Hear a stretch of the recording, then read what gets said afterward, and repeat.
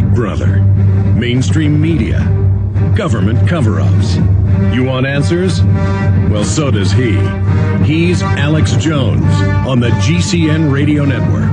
And now, live from Austin, Texas, Alex Jones. It is Tuesday, the 6th day of April 2010. We're going to be live here for the next 4 hours. Former Minnesota Governor Jesse Ventura will be joining us live in the last hour of the broadcast. We have our once-a-month visit with Mike Rivero, fellow GCN host, and he heads up whatreallyhappened.com. He will be joining us coming up in the second hour today. Now, obviously, everyone is talking about Wikileaks and the video released that was shot live from an Apache gunship in 2007 in Iraq. And it shows several Reuters reporters with video cameras walking around in a street, and the gunship opens up on them and kills them. One of them's crawling wounded. They make jokes about it and then fire into his body, killing him. Then a minivan pulls up. They clearly get out of the car. There's children in the car leaning out watching. They're getting one of the wounded people to put him into the vehicle, and they fire into the vehicle. Then about 10 minutes later, U.S. forces, ground forces in Bradley show up and go over and get the wounded children and report back that they'd shot children. And you hear the Apache helicopter pilot say, well, they shouldn't have kids in a battle zone. You mean in the middle of a built-up city area? Shouldn't have them in a battle zone, pulling up in a minivan to pick up dead and wounded reporters and put them in a car. And this speaks to the dehumanization of the military, how it's all just a big video game now. You notice the ground forces show up and actually have to look at the dead and dying people and the wounded children, and so they have empathy and began grabbing the children and trying to take them to get medical aid. The U.S. military then refused to give them medical aid, told the ground soldiers to basically just go dump them off at an Iraqi police barracks with the substandard care. But this is just par for the course. And, of course, in the New York Times today, the Pentagon's now admitting they lied about massacres in Afghanistan. Well, they lied about killing Pat Tillman. That was a hit. He was writing letters back to his father, his mother, his brother, his family, saying, when I come home, I'm going to expose this war as a fraud. So they said, we got to kill this boy.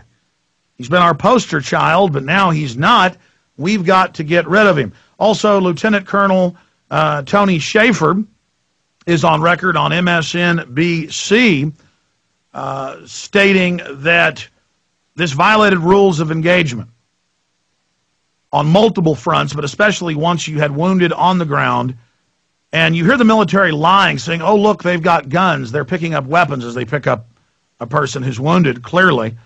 And so there they are framing them on the video, on the gun camera. This is reminiscent of cops caught on their own squad car video going, I'm going to frame this guy, okay? I'm going to give the signal. They walk over and reach in their pocket and go, ooh, here are the drugs. And you see the whole thing on tape. But it's a video game. These guys are trying to show off and get the high score like they're playing Galaga or something in 1986 at a pizza shop. This is not Galaga. This is not Space Invaders. This is not Zaxxon. This is not Doom. These are real people. And remember, most of these guys are going to be coming back here to the United States. They're going to be returning to the United States and becoming police officers. And I said that in a video that I shot last night when I first saw this footage. I got very, very angry about it. I make that point. It's posted up on Infowars.com and PrisonPlanet.com. The video the Pentagon never wanted the public to see, that these guys are going to be cops coming back to the U.S., and lo and behold, there are cops in the comments posting, hey, what's the big deal? You're a traitor, Alex. This is great patriotism. There's people saying, I'm going to school to be a cop. First, I'm going to Iraq. I can't wait to run your life.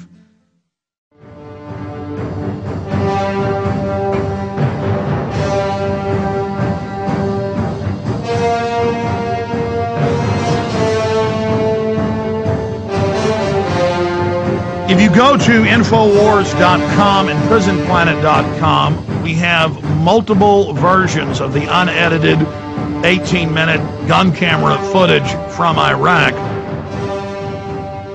Now, YouTube has been flagging and pulling the videos. They have a little tattletale system where if someone says something is dangerous to the community or disturbing, it's erased.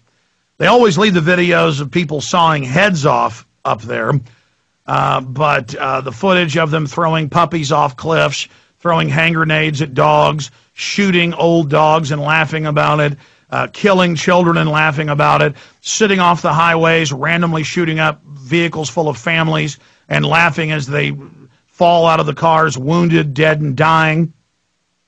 YouTube and other major video sites just keep snatching them down, pulling them down, blocking them from public view. We're trying to edit out all the cuss words and the GDs out of it because it's got the mission controllers that are watching the gun footage back at the base, along with the pilots, just with a solid stream of cussing and laughing and enjoyment. People dead and dying, crawling around on the ground, vehicles running over their bodies, children being machine gunned with the troops laughing. Then ground troops show up and see the splattered children, and they report, "We've got children that you've shot here," to which the pilot says they shouldn't be in a battle then. And that's, I've seen footage of police in Oregon and other states where you'll have a few thousand peaceful anti-war demonstrators at a permanent rally, and the cops will show up, run over and pepper spray into the baby carriage, into the stroller, and the parents say, "Why are you attacking the baby?" And they say, "Listen, bleeper, you shouldn't bring a baby to a protest." See, it's always how it's your fault. And so a minivan pulls up minutes later. It's trying to pick up wounded people to put it in, take them to the hospital, Reuters reporters, and they open fire on the van. And then they say, "Well, it looks like there's a little bit of movement inside the van." They pound it full of high-caliber rounds to where the van starts spinning and slams through a brick wall, but the children are still moving, so they open up on them again and are just giggling and laughing and enjoying it. It shows the bloodthirsty bloodlust. I mean, it's one thing if you've got to kill people, but it's the giggling, the demonic snickering, the incredibly unprofessional. And, of course, under the Geneva Convention, under the rules of war, as Tony Schaefer, Colonel, has already pointed out, who's been in combat in both these countries, that is a clear violation of the rules of engagement and their orders, that once people don't have weapons in their hands, which they never did, and once they're on the ground and wounded, or once an ambulance is there, you don't open fire on anyone trying to retrieve wounded. But they don't care. You got the little kids looking out the window when their dad pulls up and gets out to put the Reuters reporter in the car, and you can just see the little kids' faces. And I don't normally get so mad that I can't control myself, but last night I'm up here working at about 6:30, and Jason Burmis comes in and says they've released the Wikileaks video that Wikileaks said the last 2 weeks they were going to start releasing gun camera footage from drones in Afghanistan and drones in Iraq and helicopters in both countries.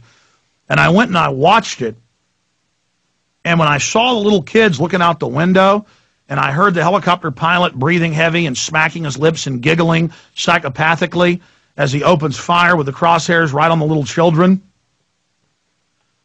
I went ahead and started punching one of these heavy lockers we've got and bashed the whole door in.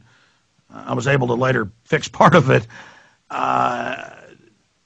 Just because I had to let off some type of primitive steam at watching men 2 miles away in safety just laughing and giggling and snickering. And this is the Iraqis' country, even if these were, quote, insurgents. Well, I mean, what do you think our founding fathers were? We've gone there. We lied about WMDs. We've killed over 1 million of these people. We're in their nation, and you've got some reporters walking around with their Reuters video cameras, and you've got the military framing them saying, oh yeah, that's clearly a gun. And then after they've shot them, after they've strafed them, they're clearly crawling around on the ground, and they say, oh look, he's got a gun, he's firing at me. And you see in clear black and white that the guy is barely moving, dragging himself on the ground, and so they open fire on him again. Which, according to the rules of war, once somebody's down, you don't continue to shoot them, mainly because they want to be able to extract them and get intel from them. But it's like a video game to these people.